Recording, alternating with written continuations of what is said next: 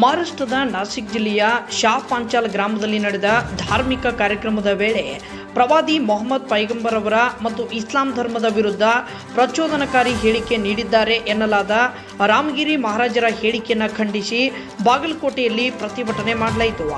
ಈ ವೇಳೆ ಅಂಜುಮನ್ ಸಂಸ್ಥೆಯ ಕಾರ್ಯದರ್ಶಿಯಾಗಿರುವ ಸಿಕಂದರ್ ಅಥನಿ ಮಾತನಾಡಿ, ಘಟನೆಯ ವಿಡಿಯೋ ಸಾಮಾಜಿಕ ಜಾಲತಾಣದಲ್ಲಿ ವೈರಲ್ ಆಗಿದ್ದು ವ್ಯಾಪಕ ಆಕ್ರೋಶ ವ್ಯಕ್ತವಾಗಿದೆ. ಮಹಾರಾಜರ ಮಾತುಗಳು ಮುಸ್ಲಿಮರ ಧಾರ್ಮಿಕ ಭಾವನೆಗಳಿಗೆ ಧಕ್ಕೆ ತಂದಿದೆ ಎಂದು ಕಿಡಿಕಾರಿದರು. ಇನ್ನು ಮಹಾರಾಷ್ಟ್ರ ಸಿಎಂ ಏಕನಾಥ್ ಶಿಂದೆ ಅವರು ರಾಮಗಿರಿ ಮಹಾರಾಜರೊಂದಿಗೆ ಪತ್ರಿಕಾಗೋಷ್ಠಿ ನಡೆಸಿದ್ದಕ್ಕಾಗಿ ಟೀಕೆಗಳನ್ನು ಎದುರಿಸಿದ್ದಾರೆ. ಆರೋಪಿ ಸ್ವಾಮೀಜಿಯನ್ನ ಅವರು ರಕ್ಷಿಸುತ್ತಿದ್ದಾರೆ ಎಂದು ಪ್ರಗತಿಪರ ಚಿಂತಕರು ಆರೋಪಿಸಿದ್ದಾರೆ. ರಾಮಗಿರಿ ಮಹಾರಾಜರು ಮತ್ತು ಸಿಎಂ ಶಿಂದೆ ವಿರುದ್ಧ ಕಠಿಣ ಕ್ರಮ ಕೈಗೊಳ್ಳುವಂತೆ ಒತ್ತಾಯಿಸಲಾಯಿತು. ಇನ್ನು ಕೋಮು ಗಲಭೆ ಸೃಷ್ಟಿಸಿದ ಆರೋಪ ಹೊತ್ತಿರುವ ರಾಮಗಿರಿ ಮಹಾರಾಜರ ವಿರುದ್ಧ ಕ್ರಮ ಕೈಗೊಳ್ಳಬೇಕು ಎಂದು ಬಾಗಲಕೋಟೆ ಜಿಲ್ಲಾಧಿಕಾರಿ ಮೂಲಕ ರಾಜ್ಯಪಾಲರಿಗೆ ಮನವಿ ಸಲ್ಲಿಸಲಾಯಿತು.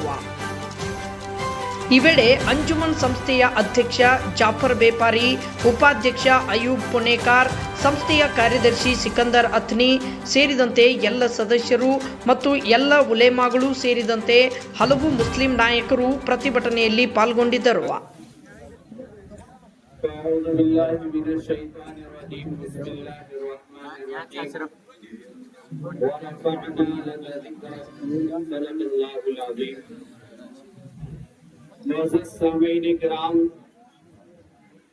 भागलपुर के गयूर नौजवानों, बात शुरू करने से पहले एक शेर समाप्त फरमा ले। रसूल पाक की शान से बढ़कर किसी की शान थोड़ी है। रसूल पाक की शान से बढ़कर किसी की शान थोड़ी है। नबी अलैहिस्सलाम की शान बयान करना आसान काम थोड़ी है। हम नबी के नाम लेवा है, नबी पे जान दे देंगे।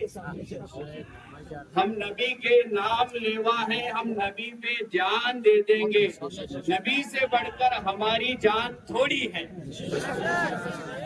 बागलकोट के आज पुरअमन एहतजाज जुलूस के माध्यम से महाराष्ट्र के नाम निहाल खबीस तरीन इंसान जो अपने आप को स्वामी कहता है, मैं उससे एक कहना चाहता हूँ आज के इस एहतजाजी जुलूस के माध्यम से कि मेरा ये चैलेंज है, बल्कि सारे मुसलमानों का ये चैलेंज है, जिस नबी की शान के खिलाफ तूने कहा है, बता मुझे जब से दुनिया बनी है उस वक्त से लेकर आज तक और क़यामत तक कोई ऐसा इंसान दुनिया में आया हो जिसका ना वीडियो हो, जिसकी ना ऑडियो हो, जिसकी ना फोटो हो, लेकिन फिर भी उसके करोड़ों फॉलोवर्स हो।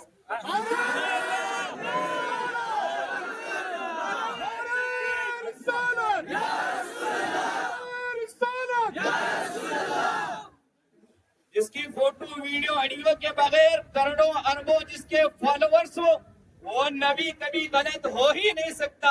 गलत तो तू है। तेरी अगर देखा जाए, परखा जाए तो सही बाप की औलाद में तेरा शुमार नहीं हो सकता। मैं मौजूदा सेंट्रल हुकूमत से पूछना चाहता हूँ, जब एक रात में नोटबंदी हो सकती है, जब तुम मुसलमानों के हमदर्द बनकर हमारे खवातीन के लिए तलाक बिल पास कर सकते हो, तो आओ एक और हमदर्दी हमें दिखाओ, एक ऐसी बिल लेकर आओ कि अगर कोई हमारे नबी के खिलाफ आवाज उठाए 24 घंटे में उसे फांसी के फंदे पे चढ़ जाना चाहिए।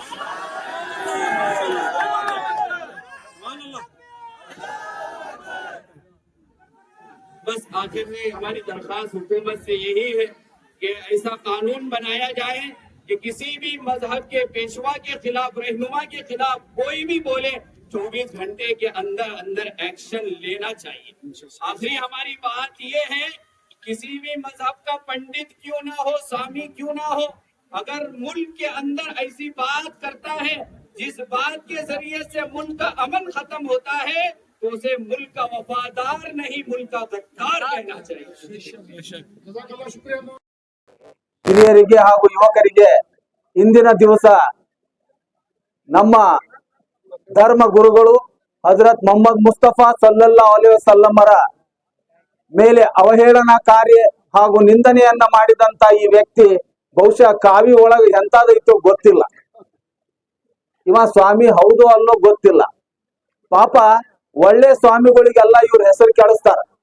ಅದಕ್ಕೆ ಇಂಥ ಸ್ವಾಮಿಗಳನ್ನ ಅಲ್ಲಿಯ ಮಹಾರಾಷ್ಟ್ರ ಸರ್ಕಾರ, ಅಲ್ಲಿಯ ಮುಖ್ಯಮಂತ್ರಿ ಒಟ್ಟಿಗೆ ಏನ್ ತಿಂತಾರೋ ಏನೋ ಗೊತ್ತಿಲ್ಲ. ನಮ್ಮ ಸರ್ಕಾರ ನಡೆಯುವುದ ಇಂಥ ಸ್ವಾಮಿಗಳಿಂದ ನಡಿತೈತಿ. ನಾವ್ ಇವ್ರನ್ನ ರಕ್ಷಣೆ ಕೊಡ್ತೀವಿ ಅಂತ ಹೇಳ್ತಾರಂದ್ರ ಇಂಥ ಮುಖ್ಯಮಂತ್ರಿಯನ್ನ ಮೊದಲು ರಾಷ್ಟ್ರಪತಿಗಳು ತೆಗೆದೊಗಿಬೇಕು ಅಂತಕ್ಕಂಥ ವಿಷಯವನ್ನ ಈ ಸಂದರ್ಭದಲ್ಲಿ ಹೇಳ್ತೀನಿ. ಇದು ಬಹಳ ಸಲ ಆಗಾಕತೈತಿ. ಇಂಥ ಸ್ವಾಮಿಗಳು 2 ವರ್ಷಕ್ಕೊಮ್ಮೆ 3 ವರ್ಷಕ್ಕೊಮ್ಮೆ ಯಾಕೆ ಹುಟ್ಟಾಕತ್ತಾರಪ್ಪ ಅಂದ್ರ ಇವ್ರನ್ನ ಹುಟ್ಟಿಸೋರು ಬ್ಯಾರೆಯವ್ರ ಅದಾರ. ಇವ್ರ ಏನಪ್ಪಾ ಅಂತಂದ್ರೆ ಇವ್ ಬರೇ ಗೊಂಬಿವ್. ಇದ್ರ ಹಿಂದೆ ಇರ್ತಕ್ಕಂಥವ್ರು ಬೇರೆ ವ್ಯಕ್ತಿಗಳು ಇರ್ತಾರ. ಅದಕ್ಕ ಇವ್ರನ್ನ ಬಲಿ ಕೊಟ್ಟು ಅವ್ರ ಏನಪ್ಪಾ ಅಂದ್ರ ಇವ್ರ ಮ್ಯಾಗ ಮಾಡಿ ಗಪ್ ಮಕ್ಕೊಂಡ್ಬಿಡ್ತಾರ. ಅದಕ್ಕೆ ನಾವು ಈ ಸಂದರ್ಭದಲ್ಲಿ ಶಾಂತಿ ರೀತಿಯಿಂದ ಮಾನ್ಯ ವಿಭಾಗಾಧಿಕಾರಿಗಳು ಇಲ್ಲಿ ಬಂದಿದ್ದಾರೆ, ಅವರಿಗೆ ನಮ್ಮ ಮನವಿಯನ್ನ ಸಲ್ಲಿಸುತ್ತೇವೆ. ಅದೇ ರೀತಿ ರಾಷ್ಟ್ರಪತಿಗಳಿಗೆ ಇಂಥ ನಮ್ಮ ಪ್ರವಾದಿ ಮೊಹಮ್ಮದರ ವಿರುದ್ಧ ಹೇಳಿಕೆಯನ್ನ ನೀಡ್ತಿರ್ತಕ್ಕಂಥ ಈ ವ್ಯಕ್ತಿಗಳನ್ನ ಕೂಡಲೇ ಬಂಧಿಸಬೇಕಂತ ಈ ಸಂದರ್ಭದಲ್ಲಿ ಆಗ್ರಹಪಡಿಸಿ ನನ್ನ ಮಾತನ್ನ ಮುಗಿಸುತ್ತೇನೆ.